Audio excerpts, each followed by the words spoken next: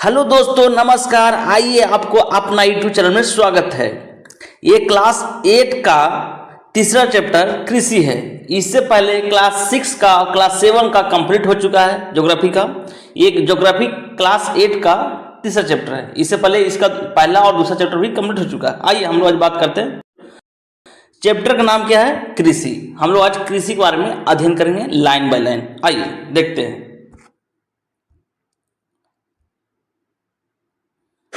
कहता है गुरप्रीत मधु टीना एक गांव से गुजर रहे थे। वहां उन लोगों ने एक किसान को खेत में जुताई करते हुए देखा। किसान ने उन लोगों से कहा कि गेहूं की बुआई करने जा रहा है और मृदा को अधिक उपजाऊ बनाने के लिए अभी खाद डाला है। उसने बच्चों से कहा कि गेहूं मंडी में अच्छी कीमत पर बिकेगा, ठीक है, जहां उसे आटे में परिवर्तित करके कारखाने में डबल रोटी और बिस्किट बनाने के लिए ले जाया जाएगा। आइए आगे बात करते हैं। कहता है कि पौधे से परिष्कृत उत्पाद तक के रूपांतरण 3 प्रकार के आर्थिक क्रियाएं सम्मिलित है। कितने? 3 प्रकार का, ठीक है। प्राथमिक प्रक्रिया, द्वितीय और तृतीय क्रियाएं होती है, ठीक है। फर्स्ट में क्या हो गया? इसमें कितने? 3 होंगे। एक प्राथमिक क्रिया, दूसरा है द्वितीय क्रिया और तीसरा है तृतीय क्रिया। सबसे हम बात करेंगे पहले प्राथमिक क्रिया क्या है, ठीक है। आइए देखते हैं। कहते हैं कि प्राथमिक क्रियाओं के अंतर्गत उन सभी क्रियाओं को शामिल किया जाता है जिनका संबंध प्राकृतिक संसाधनों के उत्पादन और निष्कर्षण से है। समझिए, कहता है कि प्राथमिक क्रिया क्या है। प्राथमिक क्रिया वह क्रिया है जिसमें क्या होता है, जिसे प्राकृतिक रूप से प्राप्त करना, जैसे गेहूं उगाना, चावल उगाना, इस तरह से क्या है, ये प्राथमिक क्रिया है। इसमें क्या क्या हो सकता है? जैसे कृषि, खेत से डायरेक्ट निकालते हैं हम लोग। मत्स्य पालन हो गया, संग्रहण इसके अच्छे उदाहरण हो सकते हैं, ठीक है। मतलब आप गेहूं उगाएं और गेहूं क्या कहें, अब संग्रहण किए रखे जो भी है, तो क्या हो, प्राथमिक क्रिया हो गया, ठीक है। द्वितीय क्रिया में क्या होता है? संसाधनों को प्रसंस्करण कर संबंधित है। इसमें क्या करना है? इस्पात विनिर्माण, डबल रोटी का पकाना, कपड़ा बुनना, ये सब क्या है? द्वितीय क्रिया है। इसका उदाहरण है, जैसे होता क्या है कि पहले आप खेती का किए, मान लीजिए कि आप खेत को में से गेहूं को उगाए, ठीक है, ये क्या हो गया? फर्स्ट क्रिया हो गया। दूसरा में क्या किया? गेहूं के लिए आकर मिल में क्या किए? उसको आटा बनाए, चाहे तो उसको क्या कहें, आटा बना के उसको रोटी बनाए, तो क्या हो गया? उसको विनिर्माण बोलते हैं। ये दूसरी क्रिया हो गया। और तीसरी क्रिया क्या है? जो उसको लाने ले जाने में जो भी सेवा दिया गया, ठीक है, वो क्या हो गया? तीसरी क्रिया हो गया। बात समझ में आ गया? अब आगे इसी को आगे देखते हैं। कहता है तृतीय क्रिया प्राथमिक क्रिया और द्वितीय क्रिया क्षेत्र के सेवा कार्यों द्वारा सहयोग प्रदान करती है, ठीक है। उसमें क्या करता है? सेवा में सहयोग प्रदान करता है। से आयात से कर सकते हैं, मतलब उसको यहाँ सामान ले जाना, व्यापार करना मतलब उसको बिक्री करना, खरीद करना, बैंकिंग करना, बैंकिंग मतलब पैसे लेन देन करना हो गया, बीमा हो गया, विज्ञापन हो गया कि मेरा रोटी अच्छा है, इसको खाइए और तंदुरुस्त रहिए, ये सब क्या है? ये तृतीय क्रिया है। समझ गए? इसका ये उदाहरण है। बिल्कुल क्लियर हो गया होगा, इसमें कोई डाउट नहीं होना चाहिए। आइए आगे बात करते हैं। अगर कोई डाउट है तो कमेंट खुला है, बिल्कुल कमेंट कीजिए। आगे हम लोग बात करते हैं कृषि के बारे में, और चैप्टर का नाम भी क्या है? कृषि है, ठीक है। ये थोड़ा सा मतलब ऊपर जानकारी दिया गया था सेक्टर के बारे में। कृषि एक प्राथमिक क्रिया है। कृषि क्या है? एक प्राथमिक क्रिया है। फसलों, फलों, सब्जियों, फूलों को उगाना और पशुधन को पालन करना क्या है? ये प्राथमिक क्रिया है। 20 में 50% से लोग कृषि पे संबंधित क्रियाओं में संलग्न है। कितना? 50% से क्या है? ज्यादा ही लोग क्या है? कृषि में संलग्न है, मतलब जुड़े हुए हैं। भारत के 2/3, सोच लीजिए भारत कितना है? 2/3 जनसंख्या क्या है? कृषि पर निर्भर है। 2/3, समझ गए? आगे आते हैं। कहता है कि अनुकूल स्थलाकृति कृषि क्या होना चाहिए बताया गया है। कहता है अनुकूल स्थलाकृति होना चाहिए, मृदा होना चाहिए अच्छा, जलवायु अच्छी होना चाहिए। ये सब क्रियाकलाप के लिए क्या है? कृषि क्रियाकलाप के लिए अनिवार्य है। मतलब ये सब क्या अगर है तो कृषि हो सकता है। अब ले आकर रेगिस्तान में रखेगा तो वहाँ कृषि कैसे हो सकता है, नहीं हो सकता ना। उसलिए क्या अनुकूल स्थलाकृति होना चाहिए, मृदा भी उपजाऊ होना चाहिए, जलवायु भी वहाँ अच्छा होना चाहिए, बरसात होना चाहिए, पानी की सुविधा होना चाहिए, तब तो कृषि हो पाएगा। आगे बात करते हैं। जिस भूमि पर फसलें उगाई जाती है कृषिगत भूमि कहलाती है। ठीक है, इसमें कोई डाउट नहीं होना चाहिए। जिस भूमि पर फसल उगाया जाए उसे क्या बोलेंगे, कृषिगत भूमि कहलाएगा। आप मानचित्र में देख सकते हैं, चित्र 3.1 में कृषि का क्रियाकलाप विश्व में उन्हीं प्रदेशों से केंद्रित है जहां फसल उगाने के लिए उपयुक्त कारक विद्यमान है। आइए नीचे बात करते हैं कि कहाँ कहाँ कृषि उगाने के लिए आपको उपलब्ध है। ये देखिए, आइए देखिए, कहता है कि देखिए कृषि भूमि का विशाल बीच में क्या वितरण दिया गया है। आप आराम से देखिए, ये क्या है, जहाँ जहाँ वो ग्रीन दिख रहा है ना वो सब क्या है, कृषि प्रधान कंट्री है, मतलब उसमें ज़्यादा क्या है कृषि उगाया जाता है। वो सब नहीं उगाया जाएगा, जहाँ जहाँ ग्रीन है देखिए, इधर ज़्यादा हो गया तो ये हो गया, इंडिया लगभग ज़्यादा है, ये चाइना की तरफ हो गया, ये आपको जापान की तरफ हो गया, ये ऑस्ट्रेलिया की इस साइड हो गया।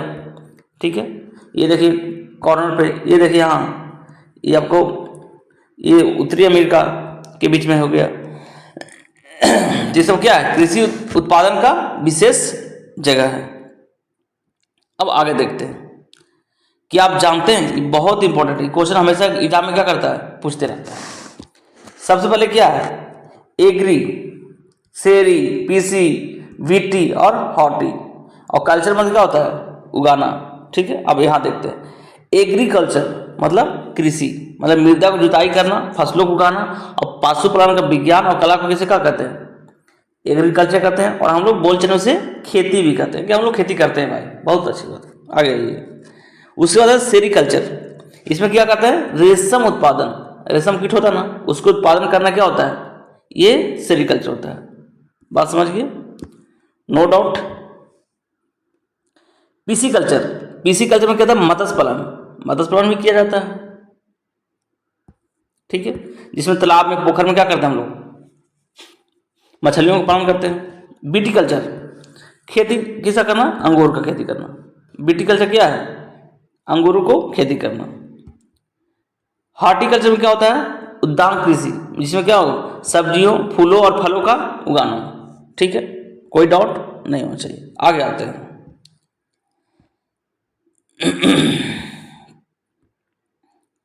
तो इसको जूम करना पड़ेगा, 1 मिनट। अब आते हैं कृषि तंत्र, कहता कृषि या खेती एक तंत्र के रूप में देखा जा सकता है। ठीक है, इसके महत्वपूर्ण क्या हो सकता है, सबसे पहले निवेश होगा। ठीक है, उसके लिए क्या, निवेश बीज हो गया, उर्वरक हो गया, मशीनरी हो गया और श्रमिक हो गया। ठीक है, ये सब क्या तंत्र है उसका, जुताई, बुआई, सिंचाई हो गया, निराई हो गया, और उसको क्या होता है, कटाई होता है। इस कुछ संक्रिय हैं इस तंत्र के निर्गतों के अंतर्गत फसल, ऊन, डेयरी और कुक्कुट उत्पादन आते हैं। अब इसको तंत्र को समझाते हैं, तंत्र क्या है, ऊपर देखिए, पिक्चर से देखिए। सबसे पहले वो क्या करना होगा, निवेश करना होगा। अगर आपको कृषि करना है तो क्या करना होगा, आपको निवेश करना पड़ेगा। उसका मशीनरी हो गया, जैसे ट्रैक्टर लगाना पड़ेगा, बीज हो गया, और रसायन हो गया, रसायन मतलब खाद वगैरह। ठीक है, उसका प्रक्रम क्या है, उसको जुताई कीजिए, बुआई कीजिए और छिड़काव कीजिए। ठीक है, उसमें क्या होता है, जब ये रेडी हो गया तो उसके बाद फसल को निर्गत कीजिए, काटिए। ठीक है, आइए आगे देखते हैं। कहता है कि भौतिक और मानवीय कृषि निवेश। भौतिक में क्या है, सूर्य प्रकाश, वर्षा, मृदा, ढाल और तापमान। मानवीय निवेश में क्या है, भंडारण करना, श्रम, मशीनरी और रसायन। ठीक है, आगे बढ़ते हैं। अब आते हैं हम लोग कृषि के प्रकार जानेंगे कि कृषि कितने प्रकार के होती है। कहते हैं कृषि के प्रकार, कहते हैं 20 में कृषि विभिन्न तरीकों से की जाती है। कहते हैं 20 में कृषि विभिन्न तरीकों से की जाती है। भौगोलिक दशाओं और उत्पाद की मांग और श्रम और प्रौद्योगिकी के स्तर पर आधार पर कृषि को 2 प्रमुख प्रकारों में वर्गीकृत किया जा सकता है, एक निर्वाह कृषि और एक वाणिज्य कृषि। कहता है कि डिपेंड करता है कि वहाँ का टेक्नोलॉजी कैसा है उस देश में। ठीक है, उसके हिसाब से वहाँ क्या है, कृषि का प्रकार देखने को मिल सकता है आपको। सबसे पहले क्या है, निर्वाह कृषि। कृषि कितने भागों में बांटा है, 2 भागों में, निर्वाह कृषि और वाणिज्य कृषि। निर्वाह कृषि पहले हम लोग जानेंगे, उसके बाद वाणिज्य कृषि के बारे में जानेंगे। ये डिपेंड किस पे करता है, भौगोलिक दिशाओं पर, उत्पाद की मांग कैसा है, ठीक है। अब वहाँ के लोगों को खाना पसंद किया, उसके डिपेंड से किसान किसी को उत्पादन करेगा। मान लीजिए मुझे खाना है चावल, आप मुझे गेहूँ ला के दे दोगे तो कैसे खा पाएंगे, नहीं हो पाएगा ना। श्रम कैसा है वहाँ, सस्ता है महंगा है, वहाँ की टेक्नोलॉजी देखना पड़ता है। इसके आधार पर क्या है, कृषि 2 भागों में बांटा गया है। आइए अब इसको एक एक करके देखते हैं। इससे पहले कुछ दिया गया, इसको देख लेते हैं कि आप जानते हैं।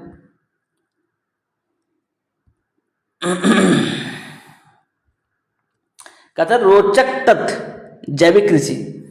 इस प्रकार कृषि में रासायनिक खादों का स्थान पर जैविक खाद और प्राकृतिक कीटनाशक का उपयोग किया जाता है। अब जैविक खेती में क्या हो गया, उसको मतलब प्राकृतिक रूप से उत्पादन करना, उसमें कम से कम या नहीं के बराबर मतलब रसायन का प्रयोग करना होता है, ठीक है। ये हो गया। अब फसलों का उत्पादन बढ़ाने के लिए कोई भी आनुवंशिक रूपांतरण नहीं किया जाता है, समझिए। मतलब बिल्कुल फेयर तरीके से, जो का वो बोलते हैं ना जैविक कृषि, जो बिना खाद को उगाया जाता है, वही जैविक कृषि है। आप उम्र को बढ़ाएगा। तो इस प्रकार कृषि किसी परिवार का सदों का पूरा करने के लिए की जाती है। मतलब इसमें क्या होता है, अपने जीवन को निर्वाह करने के लिए निर्वाह कृषि का प्रयोग किया जाता है। कहते पारंपरिक रूप से कम उपज प्राप्त करने के लिए निम्न प्रकार के प्रौद्योगिकी और पारिवारिक श्रम के उपयोग से किया जाता है। मतलब इसमें क्या करता है, टेक्नोलॉजी के ना के बराबर किया जाता है, समझ गए। और परिवार की क्या होता है, पूरा श्रम होता है, इसमें मेहनत होता है, तब जाके क्या होता है, गहन कृषि होता है। निर्वाह कृषि को पुनः भी 2 भागों में बांटा गया, एक गहन निर्वाह कृषि और एक आदिम निर्वाह कृषि, ठीक है। इससे हम अब बात करते हैं, पहले गहन निर्वाह कृषि क्या है उसको देखते हैं।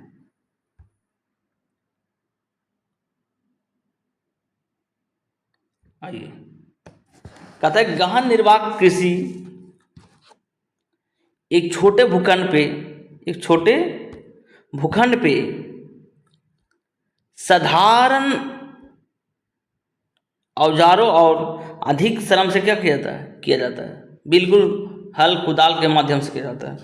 अधिक धूप वाले दिनों में संयुक्त जलवायु के उर्वरक मृदा वाले क्षेत्र में एक वर्ष में एक बार क्या कहते हैं, एक ही फसल को उगाई जा सकती है। चावल क्या हो सकता है, मुख्य फसल होती है। अन्य फसलें गेहूँ जैसे मक्का और दलहन तिलहन भी शामिल होता है। गहन निर्वाह कृषि दक्षिणी और दक्षिण पूर्वी एशिया सघन जनसंख्या वाले मानसूनी प्रदेशों में पाई जाती है। मतलब सघन कृषि कहाँ होता है, जहाँ पर जनसंख्या ज़्यादा है, ठीक है, और मानसूनी प्रकार की क्या है, जलवायु है। अब आते हैं आदिम निर्वाह कृषि के बारे में देखते हैं। कहता है कि आदिम निर्वाह कृषि में स्थानांतरित कृषि और चलवासी पशुचरण शामिल है। क्या क्या है, स्थानांतरित कृषि और चलवासी पशुचरण स्थिति। अब देखिए इसमें क्या क्या हो सकता है, आइए आगे बात करते हैं। देखिए सबसे पहले इसमें बात किया गया है स्थानांतरित कृषि के बारे में, ठीक है। कहता है कि अमेजन बेसी के सघन वन क्षेत्रों और उष्णकटिबंधीय अफ्रीका और दक्षिणी पूर्व एशिया और उत्तरी पूर्वी भारत में भागों में क्या है, यहाँ प्रचलित है, ठीक है, जिसको हम लोग क्या बोलते हैं, झूम कृषि बोलते हैं। कहता है ये भारी वर्षा और वनस्पति के तीव्र पुनर्जनन वाले क्षेत्र में पाए जाते हैं। क्षेत्रों को काट कर जलाकर भूखंड को साफ किया जाता है, तब राख को मृदा में मिलाया जाता है और उसमें क्या होता है, मक्का, रतालू, आलू, कसावा जैसे फसलों को उगाया जाता है। भूमि की उर्वरता के समाप्ति के बाद भूमि छोड़ दी जाती है, ठीक है, और इसी तरह फिर दूसरे भूमि पे जाके काट करके पेड़ों को जला करके फिर भूमि को क्या करते हैं, उपयोग में लाते हैं। और इसको क्या बोलते हैं, स्थानांतरित कृषि भी बोलते हैं। और इसी को दूसरा नाम क्या है, कर्तन एवं दहन कृषि बोलते हैं, ठीक है। अब इसी कृषि का अलग अलग नाम से भी कुछ जाने जाते हैं, उसको हम लोग अभी जस्ट देखने वाले हैं। आइए देखते हैं। क्या आप जानते हैं कि स्थानांतरित कृषि विश्व के विभिन्न भागों में किस नाम से जाना जाता है? आइए, झूमिंग कृषि उत्तर पूर्वी भारत में पाया जाता है। मिल्पा मैक्सिको मध्य अमेरिका में पाया जाता है। रोका किसमें, ब्राजील में। लदांग मलेशिया में, लदांग मलेशिया में। इसको थोड़ा सा दिमाग में रखिएगा, ये बहुत इंपॉर्टेंट है।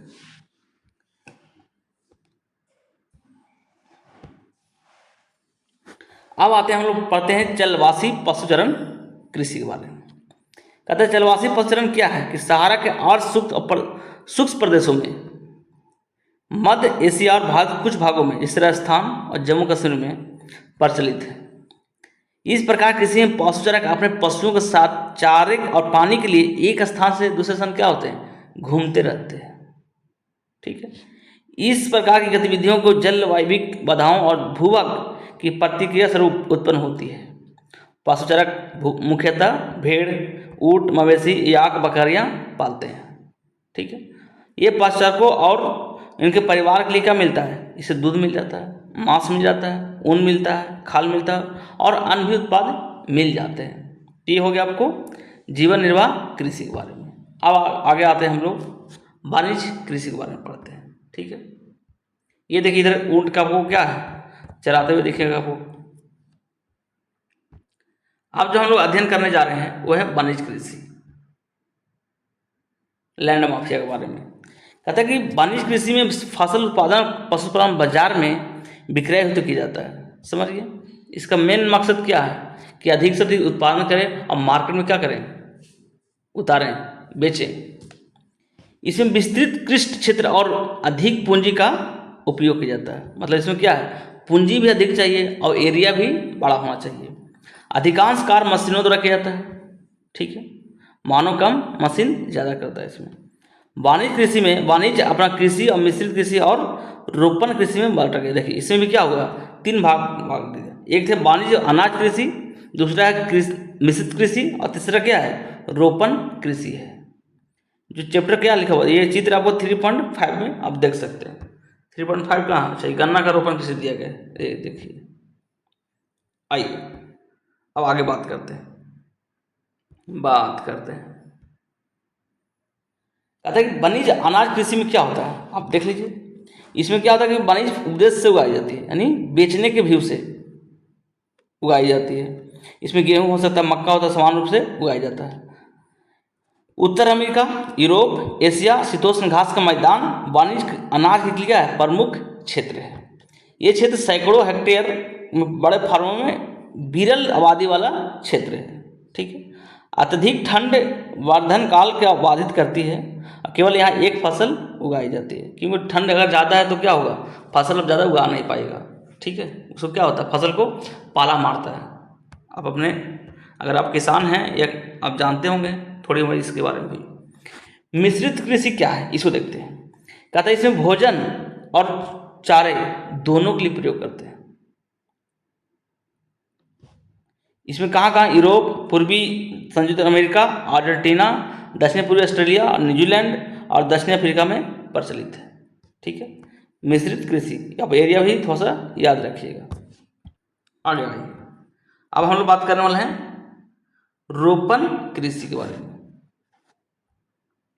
कहते हैं रोपण कृषि, थोड़ा सा हाँ, रोपण कृषि वाणिज्य कृषि का एक प्रकार है। ठीक है, उसी का चेहरा भाई है, जहाँ चाय, कहवा, काजू, रबड़, केला, कपास का क्या होता है, एकल फसल उगाई जाती है। इसमें सिर्फ मात्र एक फसल उगाई जाती है जो लॉन्ग टर्म के लिए होता है। इसमें वृहद पैमाने पर श्रम पूंजी की आवश्यकता होती है। इसमें पहले बता दें कि क्या होता है, इसमें श्रम ज़्यादा होना चाहिए और पूंजी भी ज़्यादा होना चाहिए। उत्पादन के प्रसंस्करण खेतों पर ही और निकट के कारखानों में किया जाता है। मतलब उसको उगाया वहीं जाता है और उसको वहीं क्या करता है, डायरेक्ट मार्केट में बेच दिया जाता है। उसको घर पर लाने की ज़रूरत नहीं है, ये डायरेक्ट कारखाना में क्या करते हैं, पहुंचा दिया जाता है। इस प्रकार इस कृषि में परिवहन जाल का विकास का क्या अनिवार्यता होती है। मतलब अनिवार्य है क्या, परिवहन के लिए रोड ट्रांसपोर्ट जो भी हो या रेल सेवा, मतलब इस सब क्या होना चाहिए, सुविधा मिलना चाहिए। आगे आते हैं, कहते हैं रोपण कृषि मुख्य क्षेत्र जो विश्व में उष्ण कटिबंधीय प्रदेशों में पाई जाती है। कहाँ, उष्ण कटिबंधीय प्रदेशों में पाए जाते हैं। मलेशिया में से रबड़ होता है, ब्राजील में क्या होता है, कहवा होता है, भारत और श्रीलंका में क्या होता है, चाय का उत्पादन होता है। हम लोग आप जानते हैं कि आसाम क्या चाय के लिए बहुत फेमस जगह है। आगे बात करते हैं, इससे कुछ चित्र दिया गया है, आप आराम से इसको देख लीजिए। केले की रोपण कृषि देख कैसे हो रहा है, ये धान का कृषि देख लीजिए, ये गेहूं का सस कर्तन हुआ, मतलब इसको दोहन किया जा रहा है, ये देख लीजिए आराम से, कोई दिक्कत नहीं। आइए हम लोग इसको अब एक बाई एक करके फसल को देखते हैं कि फसल के बारे में पढ़ते हैं। आइए, कहते हैं कि फसलें, बढ़ती हुई जनसंख्या आवश्यकता को पूरा करने के लिए विविध प्रकार की फसलें उगाई जाती है। फसलें कृषि आधारित उद्योगों के लिए भी कच्चे माल की आपूर्ति करती है, जैसे गेहूं,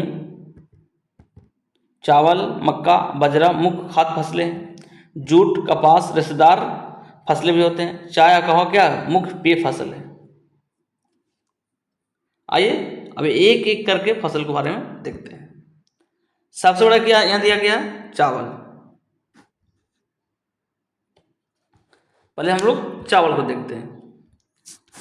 कहता है कि विश्व में मुख्य खाद्य फसल है। क्या चावल क्या है, विश्व का सबसे मुख्य यार कैसे हो जाता है, विश्व में मुख्य खाद्य फसल है, जो जनरली भारत में भी मुख्य फसल है। यह उष्णकटिबंधीय और उपोष्णकटिबंधीय प्रदेशों में मुख्य आहार है। चावल की उच्च तापमान, कैसा चाहिए हमको, उच्च तापमान चाहिए, अधिक आर्द्रता चाहिए और वर्षा की आवश्यकता होती है। मतलब क्या चाहिए आपको, आर्द्रता भी अधिक होना चाहिए और वर्षा भी अधिक होना चाहिए और उच्च तापमान होना चाहिए। ठीक, यहाँ तक समझ गए। यह फसल चिका युक्त जलोढ़ मृदा में जल को रोकने की क्षमता होती है। देखिए क्या, जलोढ़ मृदा में रोकने की क्षमता होती है और ये सर्वोत्तम ढंग से बढ़ती भी है। चीन चावल उत्पादन क्या है, अगर नहीं है, सबसे अगर ज़्यादा चावल कौन उत्पादन करता है, चीन करता है। इसके बाद क्या है, भारत है, जापान है, श्रीलंका है, मिस्र है। अनुकूल जलवायु प्रदशाओं में पश्चिम बंगाल और बांग्लादेश में एक वर्ष 2 बार या 3 बार फसल उगाई जाती है। हम जहाँ रहते हैं यहाँ आंध्र प्रदेश में भी क्या होता है, लगभग 2 फसल या 3 फसल यहाँ उगाई जाती है, कोस्टल एरिया में। ठीक, और यहाँ पर आप देख सकते हैं बंगाल में, यानी अपना पश्चिम बंगाल में भी क्या होता है और बांग्लादेश में भी क्या होता है, 2 से 3 फसल उगाई जाती है। इस समझ गए चावल के बारे में। आइए अब गेहूँ देखते हैं। गेहूँ एक वर्धन काल के मध्यम तापमान, यानी क्या होना चाहिए, मध्यम तापमान होना चाहिए। चावल में तो क्या था, उच्च तापमान था, इसमें मध्यम तापमान और मध्यम वर्षा, शस्य कर्तन के समय तेज धूप, यानी जब उसको कटाई करने जाते हैं तो उसमें क्या होना चाहिए, तेज धूप होना चाहिए। इसका विकास सुअपवाहित दुमट मृदा में सर्वोत्तम ढंग से होता है। कौन से, दुमट मृदा में, इसमें ज़्यादा अच्छा से क्या होगा, उत्पादन किया जा सकता है। गेहूँ संयुक्त राज्य अमेरिका, कनाडा, अर्जेंटीना, रूस, यूक्रेन, ऑस्ट्रेलिया और भारत में विस्तृत क्या कर उगाया जाता है। भारत में शीत ऋतु में उगाया जाता है। हम लोग जानते हैं क्या, विंटर सीजन में भारत में गेहूं की खेती अच्छी तरह से की जाती है। आइए आगे बात करते हैं। राइट, देखिए कहते हैं मिलेट। मिलेट मतलब क्या होता है, मोटा अनाज। कहते हैं मोटे अनाज के रूप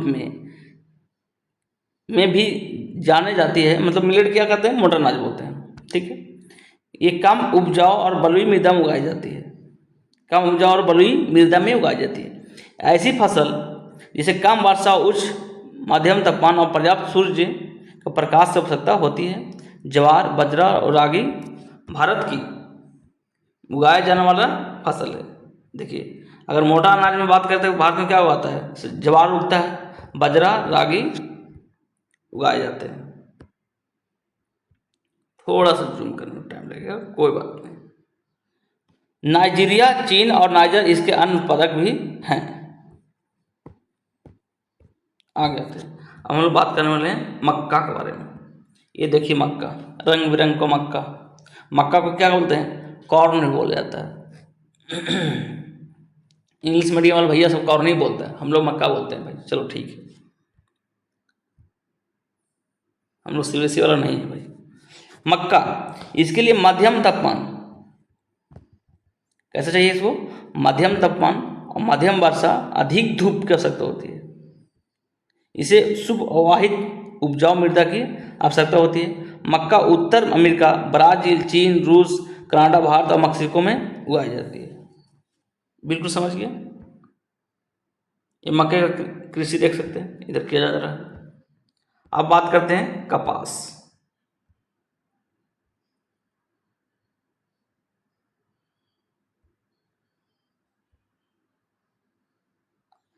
कपास, इसकी वृद्धि के लिए उच्च तापमान और हल्की वर्षा और दो या 200 से अधिक क्या होना चाहिए, पला रहित दिन होना चाहिए। ये बहुत इंपॉर्टेंट है। कपास उगाने का मतलब क्या होना चाहिए, इसमें आप नॉर्थ इंडिया में नहीं उगा सकते हो क्योंकि वहाँ पाला गिरता है। इसमें कहता है कि इसकी वृद्धि के लिए आपको उच्च तापमान तो चाहिए, वो तो मिलेगा कहीं भी, ठीक है। हल्की वर्षा चाहिए, 2 या 2 से अधिक, या क्या होना चाहिए, 2 या 210 पला रहित क्या होना चाहिए दिन, और तेज चमकीला धूप की आवश्यकता होती है। अगर पाला गिर गया तो क्या हो गई, ये कपास खराब हो जाता है। यह काली और जलोढ़ मृदा में सर्वोत्तम उगती है। इसके लिए क्या होना चाहिए, या तो काली मृदा होना चाहिए या जलोढ़ मृदा होना चाहिए। इसके लिए चीन, संयुक्त अमेरिका, भारत, पाकिस्तान, ब्राज़ील, मिस्र कपास क्या है, अग्रणी सब देश है। यह सूती वस्त्र उद्योग के लिए एक महत्वपूर्ण कच्चा माल है। अब जानते हैं कि सूती वस्त्र किससे बनता है, कपास से। अब हम लोग बात करने वाले हैं पटसन। पटसन क्या कहता है, इसको गोल्डन फाइबर भी बोलते हैं, सुनहरा रेशा के रूप में ही जाना जाता है। यह जलोढ़ मृदा अच्छे ढंग से विकसित होता है और इसे उच्च तापमान और भारी वर्षा आर्द्र जलवायु की आवश्यकता होती है। समझ सकते हैं इसमें। यह फसल उष्ण कटिबंधीय क्षेत्रों में उगाई जाती है। यह भारत और बांग्लादेश पटसन के अग्रणी उत्पादक से क्या है, भारत और बांग्लादेश पटसन ज़्यादा उगाया था, लेकिन जब से जो 1947 से जब क्या हुआ, भारत आज़ाद हुआ तो अधिकतर क्या हो गया, पटसन जो उत्पादन बांग्लादेश में चला गया और मिले भारत में आ गए थे। अब हम लोग बात करने वाले कॉफ़ी के बारे में। कॉफ़ी, इसके लिए गर्म और आर्द्र जलवायु जरूरी है, ठीक है। कैसा चाहिए, गर्म और आर्द्र जलवायु। इसको डोमट मृदा चाहिए, डोमट।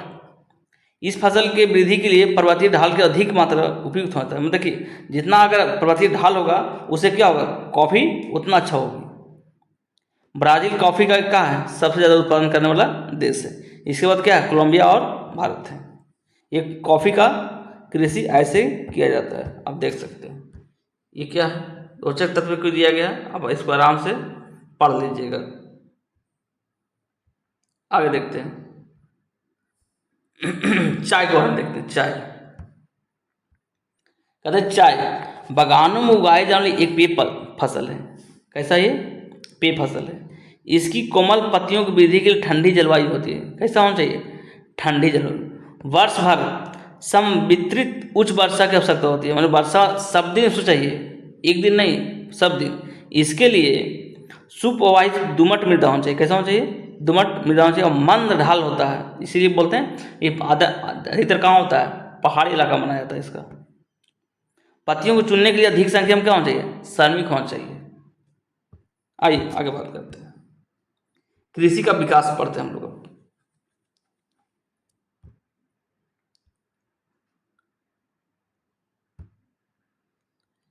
कहता है कृषि का विकास। कृषि का विकास संबंध बढ़ती जनसंख्या की बढ़ती मांग को पूरा करने के लिए कृषि में उत्पादन को दिशा की दिए जाने वाले प्रयासों से, मतलब कि कहता है कि अगर जितना जनसंख्या बढ़ेगा उतना क्या कृषि पर दबाव बढ़ेगी, क्योंकि सबको खाना चाहिए और ज़मीन उतना ही है, तो क्या हो इसमें नए नए टेक्नोलॉजी बढ़ाया जाएगा और कृषि को ज़्यादा से ज़्यादा उत्पादन किया जाएगा। कई तरीकों से प्राप्त किया जा सकता है, जैसे बोए गए क्षेत्रों में विस्तार करके, बोई जाने वाली फसलों में संख्या बढ़ा करके, सिंचाई सुविधाओं में सुधार करके, उर्वरक और उच्च उपज देने वाले बीजों को प्रयोग करके, कृषि के मशीनीकरण में भी कृषि का विकास का अन्य पहलू भी है। अधिक से क्या मशीन लगाया जाए कि कम लेबर में क्या हो, अधिक से अधिक उत्पादन किया जा सकता है। कृषि के विकास का चरम लक्ष्य खाद्य सुरक्षा को बढ़ाना, नहीं लोगों को सबको पेट भर सके, इसलिए कृषि क्या करते हैं, विकास किया जाता है। आगे आते हैं, कृषि का विकास विश्व में विभिन्न भागों में विभिन्न गतियों से हुआ। अधिक जनसंख्या वाला विकासशील देश अधिकतर गहन कृषि करते हैं, जैसे भारत हो गया, जहाँ छोटी जोतों का समानतः जीविका उपार्जन के लिए फसलें उगाई जाती है। बड़ी जोत वाणिज्य कृषि के लिए अधिक उपयुक्त होती है, जिसे संयुक्त अमेरिका, कनाडा और ऑस्ट्रेलिया में किया जाता है। हमारे भारत में क्या है भैया, जीवन प्रवाह, भाई किसी तरह खाने की मिल जाए बहुत बड़ी बात होता है। अब हम दो फर्मों के बारे में तुलना भी करते हैं, एक भारत का, एक संयुक्त अमेरिका के बारे में, और देखते हैं दोनों में क्या डिफरेंसेस है। इससे पहले कुछ जानते हैं, देख लेते हैं एक बार। कहता है कि आप जानते हैं कि खाद्य सुरक्षा तभी बनी रहती है जब सही व्यक्तियों को क्रियाशील व स्वस्थ जीवन के लिए जीने के लिए आहार की आवश्यकता होती है, और प्राथमिकता के आधार पर हर समय पर्याप्त, सुरक्षित और पौष्टिक खाद्य पदार्थ उपलब्ध होना चाहिए। यही बोला गया। खाद्य सुरक्षा का मतलब क्या समझ गए कि सबको पौष्टिक आहार मिलना चाहिए भाई देश में, और वही सरकार करना भी चाहती है। अब जनसंख्या इतनी है तो क्या करें, सरकार के पास मजबूरी है। आइए देखते हैं क्या कहता है। भारत का एक फार्मर अध्ययन करेंगे, उसके बाद एक यूएसए के बारे में भी अध्ययन करेंगे। देखते हैं। कहता है कि उत्तर प्रदेश के गाजीपुर जिले में आदिलाबाद एक छोटा सा गांव में है, ठीक है। मुन्ना लाल इस गांव का एक छोटा सा किसान है, जिसके पास लगता है 1.5 हेक्टेयर क्या है, जमीन है। इसका आवास मुख्य गांव में भी है। इसका उपज देने वाले बीजों का बाजार में वर्षों का अकांतर खरीदता रहता है। इसकी भूमि उर्वर है और कम से कम 2 फसलें ये उगाता है भाई, गेहूं और चावल, और दालें भी उगा लेता है, ठीक है। किसान अपने मित्रों बुजुर्गों के साथ साथ सरकारी कृषि अधिकारियों से भी क्या करता है, सलाह लेता है कि कैसे हमारा खेती को, मतलब भूमि कैसा है, उपजाऊ कैसा होगा इसमें, ठीक है। अपने खेतों की जुताई के लिए भाड़े पर ट्रैक्टर लेता है, कि खुद में गरीब आदमी तो कहाँ से ला पाएगा। चलिए ठीक है। अब इसके कुछ मित्र अभी भी बैलों से खेती जोतने का क्या है, परंपरागत विधि का प्रयोग भी करते हैं, जो यहाँ पर कर रहे हैं, ठीक है। समी के खेत में एक नलकूप है, जिसे वो अपने क्या करता है, सिंचाई के लिए काम करता है। सिंचाई के भाड़ा पे लेता है, खुद का भी नहीं है। अब देख सकते हैं, आगे आइए, ठीक है। कहता मुन्ना लाल के पास 2 भैंस और 2 मुर्गियां भी है। निकट के शहरों में स्थित सहकारी भंडार में दूध का बेचता भी है। वहाँ एक सदस्य भी है। चलिए, सहकारी समितियाँ इसकी जानवरों के लिए चारे का प्रकार, पशुधन स्वास्थ्य सुरक्षात्मक उपायों को क्या करता है, और जो कृत्रिम गर्भाधान का संबंध में सलाह देता है, ठीक है। कृषि के विविध कार्यों में परिवार की भी सदस्य उसकी सहायता करते हैं। कभी कभी वहाँ बैंक या कृषि सहकारी समिति से क्या करता है, बीजों को उच्च उपज किस्मों को औजार खरीदने के लिए क्या करता है, ऋण लेता है। वह अपने उत्पाद के निकट शहर में इस मंडी में क्या करता है, बेचता है। अधिकांश किसान के पास भंडारण सुविधाओं की कमी के कारण क्या करता है, कम दाम में ही अपना कृषि क्या करता है, उपज को बेच देता है। अब आते हैं, आगे बात करते हैं संयुक्त राज्य अमेरिका के बारे में बात करते हैं। ये क्या है इसका, कहता है कि संयुक्त राज्य अमेरिका में एक फार्म का औसत आकार क्या हो सकता है। देखिए, भारत तुलना कीजिए, बहुत बड़ा होता है। इसका कम से कम क्या होता है, 250 हेक्टेयर है, और वहाँ क्या है, 1.5 हेक्टेयर। बताइए कितना अंतर है भाई। किसान सामान्यतः फार्म में ही रहता है, क्योंकि उतना बड़ा फार्म है। मक्का, सोयाबीन, गेहूँ, चुकंदर यहाँ उगाई जाती है। कुछ महत्वपूर्ण फसलें भी उगाई जाती है। संयुक्त अमेरिका में जो मध्य पश्चिमी में स्थित आयोवा राज्य के एक किसान के जो होरन के पास 300 हेक्टेयर भूमि है। बताइए, अपने खेत में मक्का तब उगाता है जब आश्वस्त होता है कि मृदा और जल संसाधन इस फसल की आवश्यकता को पूरा कर सकता है। तो नहीं उगाएगा, क्यों उगाएगा, घाटा लॉस नहीं सहना भाई किसी को ना। आगे और क्या बोलता है, उगाता है।